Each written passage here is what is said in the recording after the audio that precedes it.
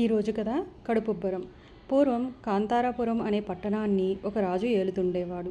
అతను చాలా ఐశ్వర్యవంతుడు. లెక్కలేనంత సైన్యం కూడా ఉంది. ఇన్ని ఉన్నా పాపం రాజు ఎప్పుడూ ఏదో దిగులుగా ఉండేవాడు. అందుకు కారణమేమిటో తెలుసుకోవాలని అతని మంత్రులు, సేనాధిపతులు ఎంతో ప్రయత్నించి చూశారు. కానీ ఎవరితోని రాజు తన విచారానికి కారణం చెప్పలేదు. అసలు రాజు ఇంత దిగులు పడటానికి కారణం ఏమిటంటే ఆయనవి అందరిలాంటి చెవులు కాదు.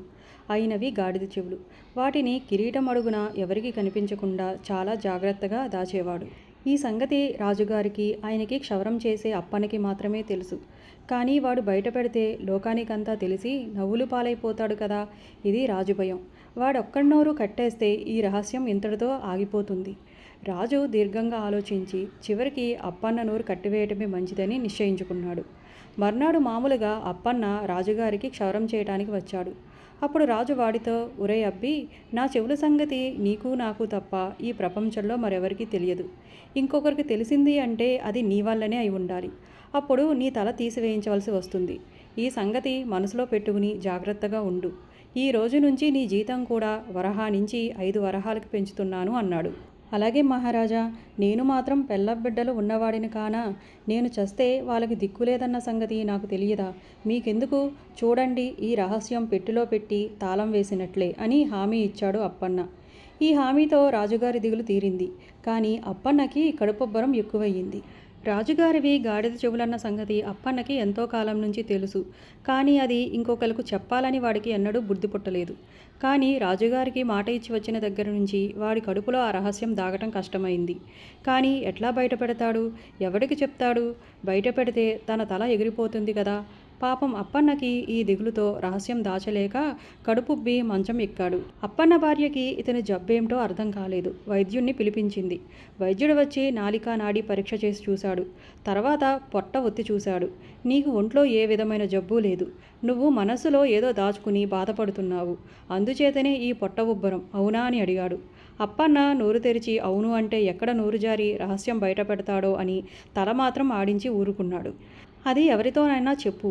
అది అంత ముఖ్యమైన రహస్యమైతే నీ పెళ్ళంతోటైనా చెప్పు. అంతకంటే నీకు మందు లేదు అని చెప్పి వైద్యుడు వెళ్ళిపోయాడు. వైద్యుడు వాకిలి దాటిపోగానే అప్పనని భార్య, ఏమిటయ్యా మా లావు రహస్యం, అదేదో బయటపెట్టరాదు, నేనెవరికి చెప్పనులే అని వేధించసాగింది. భార్య పట్టుదల చూసేసరికి అప్పన్నకు మరింత భయం వేసింది. అప్పన్నకు తన భార్య సంగతి బాగా తెలుసు.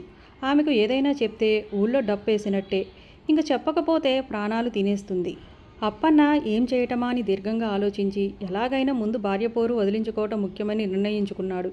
అలా నిర్ణయించుకుని, ఇదిగో అంత పెద్ద రహస్యం ఏమీ కాదులేవే, ఎవరితోటైనా చెప్పమని సలహా ఇచ్చాడు కనుక ఆ వైద్యుడికే అది కాస్త చెప్పేస్తాను. అప్పటికీ నా జబ్బు నయం కాకపోతే ఆయన్నే మరో మందు ఏమైనా ఇవ్వమని అడుగుతాను అని చెప్పి వైద్యుడి ఇంటికి వెళ్ళాడు. అప్పన్నని చూడగానే వైద్యుడు, ఏం మళ్ళీ వచ్చావు అని అడిగాడు. ఏమీ లేదు బాబు, నా మనసులో రహస్యం నా భార్యతో చెప్పేయమని మీరు సలహా ఇచ్చిపోయారు. బాగానే ఉంది, కానీ దాని నోట్లో ఏ విషయమూ దాగదు. అందుకని దానితో చెప్పే కంటే మీతో చెప్పడం మంచిదని నాకు తోచింది. మీరు నేను చెప్పింది మరొకరికి చెప్పనని నాకు మాటివ్వండి అన్నాడు అప్పన్న. చాలు చాలే, నువ్వు చూడబోతే అలా మాట ఇచ్చే ఇలా తంటాలు పడుతున్నట్టున్నావు. నీలాగా తెలివి తక్కువగా మాటిచ్చి తర్వాత చిక్కులు పడటానికి నేనేం పిచ్చివాణ్ణి కాదు. పో ఇంకెవరితోటైనా చెప్పుకో. ఎవరూ కనిపించకపోతే ఏ చెట్టుకో పుట్టకో చెప్పుకో అన్నాడు వైద్యుడు. అప్పన్నకి వైద్యుడు చెప్పిన చివరి సలహా నచ్చింది. వెంటనే ఇంటికి బయలుదేరాడు. అతనికి దారిలో ఒక చోట పెద్ద పుట్ట కనిపించింది. అప్పన్న చుట్టూ చూశాడు. ఎవరూ లేరు. ఇదే సమయం అనుకుని ఆ పుట్ట దగ్గరికి పోయి పుట్ట కన్నంలో నోరు పెట్టి, మన రాజుగారివి గాడిద చెవులు అనేశాడు. ఈ మాటలు బయటికి అనివేయగానే అప్పన్నకి కొండంత బరువు గుండెల మీద నుంచి దిగినంత తేలికయింది. సంతోషం పట్టలేక ఒక్క పరుగున ఇంటికి వచ్చి చేరుకున్నాడు. అప్పన్న భార్య చాలా ఆశ్చర్యపడింది. సంగతేంటో తెలుసుకుందామనుకుంది. అడిగితే మళ్ళీ ఎక్కడ మంచం ఎక్కుతాడోనని భయపడి ఊరుకుంది. అప్పన్న రహస్యం బయటపెట్టిన పుట్టపైన కొన్నాళ్లకు ఒక వెదురు పొద పెరిగింది. మరి కొన్నాళ్లకు రాజు ఒక విందు ఏర్పాటు చేశాడు. ఆ చుట్టుపక్కల రాజులందరినీ ఆహ్వానించాడు. పేరుగల వాద్యగాళ్ళందరూ వచ్చి విందులో వాయించవలసిందిగా రాజాజ్ఞ అయ్యింది. ఈ కబురందుకున్న వాద్యగాలలో ఒక పిల్లను గ్రోవి వాద్యగాడు కూడా ఉన్నాడు. అతను రాజుగారి విందులో వాయించటానికి ఒక కొత్త పిల్లను గ్రోవి తయారు చేసుకుందామని బయలుదేరి సరిగ్గా పుట్ట మీద పెరిగిన వెదుళ్ళ పొదలో నుంచి ఒక వెదురు గొట్టాన్ని నరుక్కుని ఎంతో అందంగా పిల్లను గ్రోవి తయారు చేశాడు. దీన్ని రాజుగారి ఎదుట తప్పితే ఈలోపు వాయించకూడదు అని అనుకుని బయలుదేరి రాజుగారి ఆస్థానానికి వచ్చి చేరాడు. విందు పూర్తయింది. అన్ని రకాల వాద్యాలు వాయించడమైంది. చివరకు పిల్లనగ్రోవి వాద్యగాన్ని వాయించమన్నారు. సరేనని అతడు తన కొత్త పిల్లనగ్రోవిని వాయించడం మొదలుపెట్టేసరికి అది మన రాజుగారివి గాడిద చెవులు అని మ్రోగింది. ఇది వినగానే వాద్యగాడి మొహాన నెత్తురు చుక్కలేదు. మళ్ళీ వాయించాడు. అది మళ్ళీ అలాగే మోగింది. పెద్ద పెద్ద రాజులందరి ఎదుట తను ఎన్నో ఏళ్లుగా ప్రాణం కంటే ఎక్కువగా దాచుకున్న రహస్యాన్ని వాద్యగాడు ఇలా బయట పెట్టేసరికి రాజుకి తగని కోపం వచ్చింది. కళ్ళ వెంట నిప్పులు కక్కుతూ ఒరలో నుంచి కత్తి దూసి వాద్యగాడి వైపుకు ఉరికాడు. బాబూ, ఆగండి ఆగండి, ఒక్క మాట. ఇందులో నా తప్పేమీ లేదు.